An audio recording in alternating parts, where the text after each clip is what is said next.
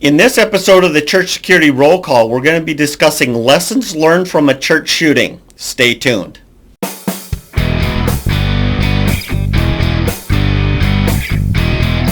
Hi, this is Chris with Sheepdog Church Security, and this is your Church Security Roll Call. Today we're going to be discussing the 2017 St. Alphonsus Church Shooting. If you'd like to read that article, go to our website, sheepdogchurchsecurity.net, and look under the News tab. So let's begin in the Bible as we always do. This verse is 1 Peter 3, verse 7, and it reads like this: Likewise, ye husbands, dwell with them according to knowledge, giving honor unto the wife, as unto the weaker vessel, and as being heirs together of the grace of life, that your prayers be not hindered. Good verse for us today, because this is exactly what happened in this shooting, in the sense that this was domestic violence spillover. The husband, not honoring his wife, actually attacked her, killed her. And so we'll get into that here in a minute. Before I get started, I just want to remind you, share this video with everybody on your safety team, share it with other staff and volunteers, and then make sure you go into the comments section and get the weekly notes for this, because it's going to give you some bullet points that you can take to church with you and discuss this with other people on your team, to just kind of keep it, we have to keep these things on top of mind, right? And so if we're having regular conversations about different safety and security issues, challenges, things that we face, then we're staying sharp, we're keeping each other sharp, and we continue to move the ministry forward as we start to discover, hey, maybe we can fix this or improve that, and just make our ministries better. So make sure you do that. Make sure you get the show notes. So let's get into this a little bit here. It was 8:30 Sunday morning, November 5th, 2017, in Fresno, California. Parishioners waiting for the 9 a.m. Mass at the St. Alphonsus Catholic Church began going in as those attending the 7:30 Mass were leaving. As one couple got into her car, a man who had been waiting approached. He pulled out his .45 caliber handgun and fired at least 4 shots into the car, hitting each occupant in the head and the torso. The woman died at the scene. Her companion passed away at the hospital. The gunman left for his home only 11 blocks away. On the way home, he began texting his daughter, telling her that he had killed the wife, her mother, and that he was going to kill himself. She called police, hoping they would stop his suicide. A SWAT team went to the house. They heard a shot. He had taken his own life with the same weapon he used earlier. As tragic as the incident was, it was overshadowed by the other shooting that happened that day an hour later, and that was the Sutherland, Texas shooting.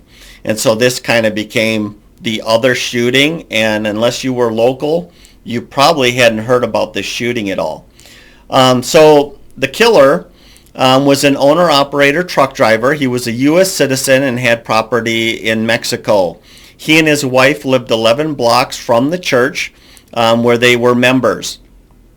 The woman in the car, his wife, the wife of the shooter, according to the Fresno Bee, she had a number of jobs. She and her husband were both in their 60s. They had been married for 43 years, had 4 adult children.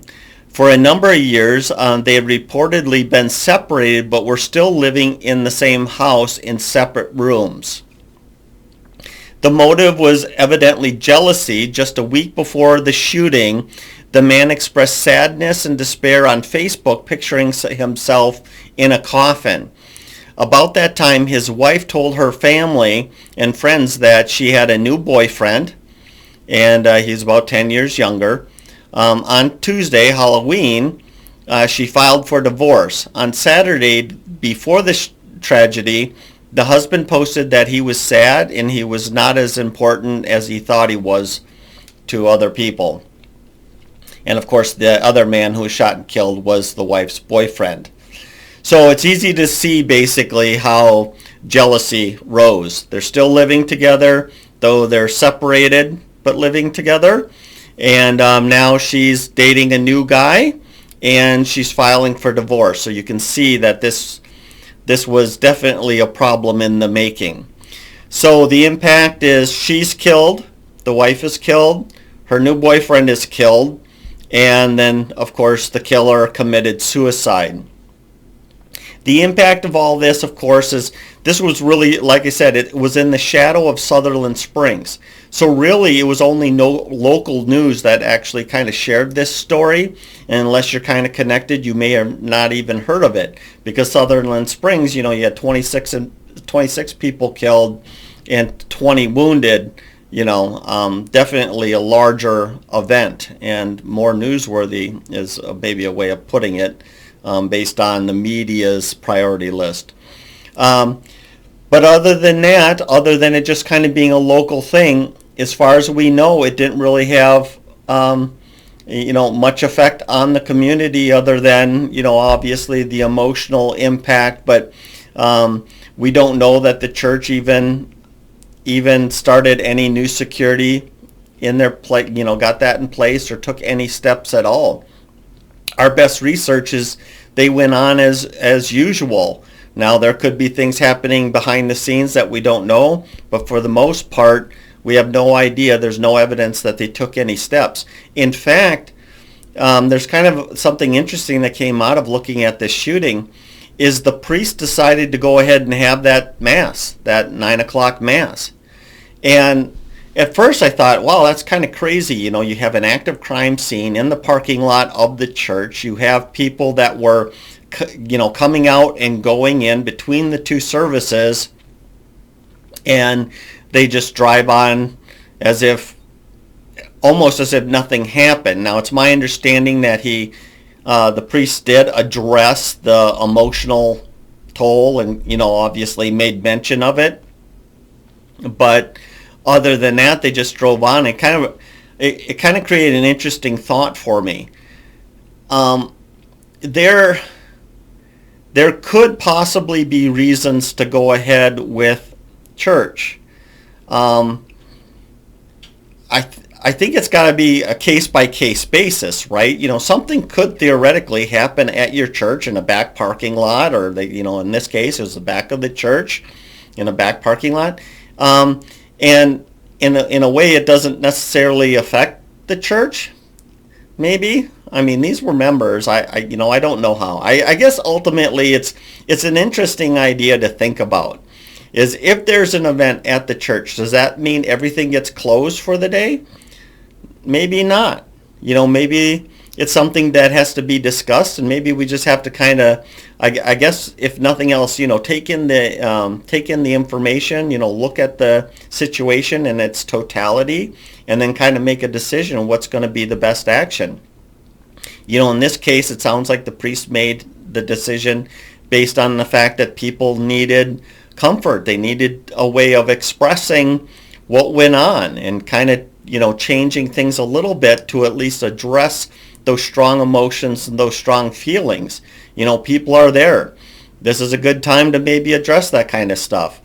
Or maybe, closing down is the right answer. I guess we just have to think. That's just something to think about. Anyway, so lessons learned. I came away with 3 different lessons learned. And one of them is, I've mentioned many times before, and I know I've kind of, I hate to beat a dead horse, but I really, really believe that this is an essential way to help mitigate the risks of active shooters. And that is a proactive prayer and benevolence ministry. In fact, I would even say that churches need to blend those two ministries. We shouldn't have a separate prayer ministry and benevolence ministry. Those things should be blended, right? Because if they need benevolence, they need prayer. If they need prayer, they very likely need benevolence. And it shouldn't be an operation where it's like, okay, you're part of, you sent in a prayer request, so here you are sitting in the prayer request, and that never gets passed on benevolence to someone who could actually help them. So let's say it's a lost job. Maybe they need help dusting off their resume. Maybe they need help, filling out applications, or even driving around. They might not have a car. Do they need a ride to interviews? There's all these kind of things. If their car is broken down, does it need a new starter? Can we put a new starter in it? A lot of that stuff comes in the prayer side, and some things come in the benevolent side, and it really needs to be, I guess, together. That should be one ministry, and that ministry should be proactive, meaning they need to have some sort of calling plan or email plan where they're contacting everybody in the church, all members and guests, on somewhat of a regular basis with one simple question: do you have any prayer requests? Because when those people say, yeah, I lost my job, or we're going through a divorce, or I'm going through a child custody issue, or whatever is going on, mental illness or addiction, I'm going into treatment next week, whatever it is, or I just found out I have cancer, all that kind of stuff. This is where that prayer ministry is proactive, calling people, contacting people, asking them stuff. And then, of course, benevolence is taking action. So is it visitation in the hospital, or whatever it is, fixing cars, all that kind of stuff. Maybe it's gas card, maybe it's groceries. I don't know what it is. Those two things have to be together. And if we're doing that, there's two things that result. Number one, this is active shooter prevention. This is actually meeting people in their distress, in their crisis, the best we possibly can, and then helping them the best we possibly can. And then, of course, we're giving them less reason to go off the rails, right? If you lost your job and also got sick at the same time, and all this stuff is going on, and you're in a position where you could be radicalized and become violent, and your focus could be the church, but at the same time, they're calling you and giving you real help and all that kind of stuff, the chances of you becoming violent decreases significantly. The second thing it does is it gives the safety ministry a little heads up on what's going on in the church. Now, what I think should happen is I understand, okay, we don't want to be gossips. I get that. Pastor confidentiality, I get that. No problem. I have no problem with those two things. I think pastor confidentiality is extremely important. But what about giving a briefing to the safety director by type, by request? And so what you do is you say, okay, we have a divorce going on. There's a custody battle involved. We have another person that lost their job and they're afraid of losing their home. We have another person that is struggling with addiction, and we continue to pray for them. They're a family, they're a family member to somebody or whatever. And that's all that needs to be said. Now what can happen is the safety director can ask a couple of questions.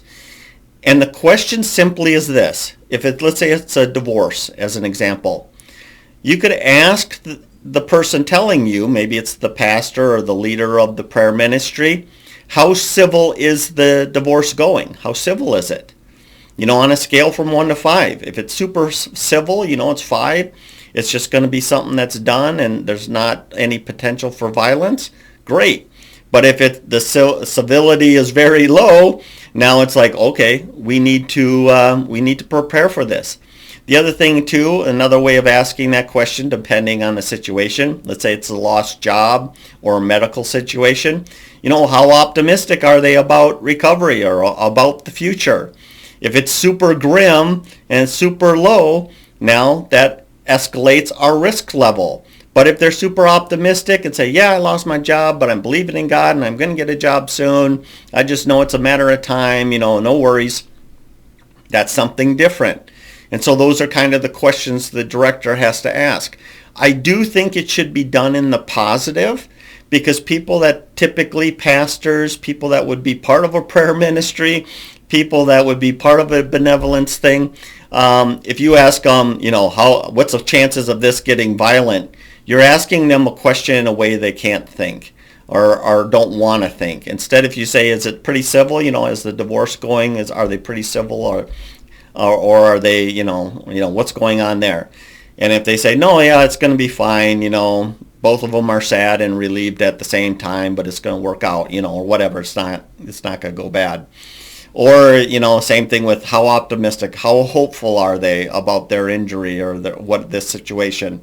If they're super optimistic, that tells you that that's not a violent situation, or most likely not violent. And then, of course, that safety director, once they get that briefing on a regular basis, can now go to the team and say, hey, these are things that are going on in the church right now. I can't give you any more details because I don't even know what the details are, but at least we have a heads up to be sharp, to be paying attention. So, next thing is this, patrol and monitoring the parking lot. We've talked about this in the past. Here this guy he was in the parking lot waiting for her to come out with her boyfriend. He was waiting for them. And I like to think that if we were out there in the parking lot and we're approaching people sitting in their cars, they could be waiting for the 9 o'clock thing, but maybe also just say, hey, how's it going? Do you need anything? Or, are you looking forward to the next service? Whatever. Be super friendly, super nice. There might have been some indications. Would we have seen a gun sitting on the seat? Would we have seen the stress and the other signs on his face and in his body that something was wrong, that maybe we need to call law enforcement? Or who knows what could happen in there, but at least we're doing our best to stop it out in the parking lot. We can be, I'm telling you, working the parking lot, working the exterior is all about friendliness. Hey, how are you doing? Welcome to church, all that kind of stuff. Meanwhile, while you're being friendly and your voice and body language are good and positive, you're observing them, right? You're seeing how they're holding themselves, the way they talk, are they crying? Is there super stress in that face? And if all those things are there, are you saying, hey, I see you're I see you're upset, is there any way that I can help you? What's going on? And, kind of amp up and ask some questions, and that's more that verbal de-escalation course we have, but you get the idea. The other thing is, of course, cameras in the parking lot. If you have them, make sure that somebody is actually assigned to monitor those things. Once again, over 75% of all shooting situations at church start in the parking lot. So we have to be out there. The next thing is sometimes these things just happen. They happen fast. Maybe even the patrol wouldn't have worked because it was, he could have said, oh, everything's fine. You'd be like, okay, I'm not going to bother you. And you keep going. And then the next thing you know, he's shooting somebody in a car. Then the next step that we have, our next response to this, of course, is containment of the incident, right? Too many of these shooters, they start outside, but then they go inside the church. So what does this tell us? Obviously, if there's a shooting outside, you need to go into a lockout. You need to shut those doors, and you need to keep that bad guy from entering the church. Now, in this case, you could see how difficult this could be, right? You have people leaving, you have people coming, you have a parking lot probably with people all over the place. There's only so much that you can do. That's like the worst possible time. But do what you can. If you're going to try to evaluate people at the doors and let people run inside, meanwhile everyone else is running in different directions or hiding in their car or cowering in the parking lot, you're just going to have to assess that the best you can. If you can identify the killer, then, obviously you have a lot of freedoms of letting people in the church. However, if you don't know who the killer is, you could see how do you then process who you're going to let in because you want to give them shelter inside the church. Either way, you're going to have to control those doors. Either way, you have to control those doors to watch what's going on. Does the person who's monitoring the parking lot, can they identify who the killer is? Can you figure that a certain amount of people can be let into the church with the church doors in a locked position, so if all of a sudden they are walking up to the door, you can shut them? Or are you going out to engage? But anyway, the point that I want to make here is this. You want to contain the incident the best you can. Keep it outside. Don't let it get inside where all those people are protected by you. Don't let them get inside where the children's ministry and the children's section has kids in it and stuff like that. Sometimes, as horrible as this sounds, it's a numbers game. And I know that's just absolutely horrible, but I'll give you a straw man example. if there's two potential victims out in the parking lot, it wouldn't fit in this case, but I'm doing this the easy way. If there's two potential victims in the parking lot and there's 200 potential victims inside the church, you're obviously going to do what you can to save the 200. I know that's absolutely horrible, but it's something that we have to plan. You've probably seen movies where it's the submarine is sinking or the boat's sinking, right? And they got to shut the door in order to save the ship and save all those lives on the ship. Meanwhile, there's people on the wrong side of the door. So when you're watching those movies, do you scream, shut the door, shut this door, shut the door, or you're like, oh my goodness, please get out, get out, get out, get out? You know, what's your attitude? Anyway, so those are some things you think about as far as putting together a prayer and benevolence ministry that's very proactive. This is both your intelligence gathering and it's also your prevention. And then monitor those parking lots, patrol those parking lots, approach suspicious looking people, approach people who don't look suspicious, be friendly, be nice. Next thing is be prepared to contain incidents outside the church or even inside the church, but outside the church by going into a lockout deal. So that's pretty much it for you. I just want to let you know that the open enrollment is coming fast because the new year is coming. Our first class is September 11th. This is a good time to start talking to your leaders, talking to people about what you want to do. And so if you're looking at joining us this coming year, have those conversations now. Other than that, if you like this video, please comment and all that good stuff. Let your friends know, like it, share it, all that good stuff, because it really helps us out. Plus, we're helping the church, capital C, right? I don't know which one for your view, but anyway, it's part about helping the church. This is a way you can help other people in other congregations be wiser, to take steps to protect their congregations. So please do that. I'm going to correct a name I said last week. It's actually Pastor Bill Taylor. He's been the one that comments on a regular basis. Thank you, Bill. And I know there's some more of you guys that are regularly commenting. Even just a thank you for the information or something like that goes a long way in telling the YouTube algorithms that were worth watching. Other than that, thank you so much for joining us this week, and hey, let's be careful out there. This program is made for informational purposes only and should not be taken as legal advice.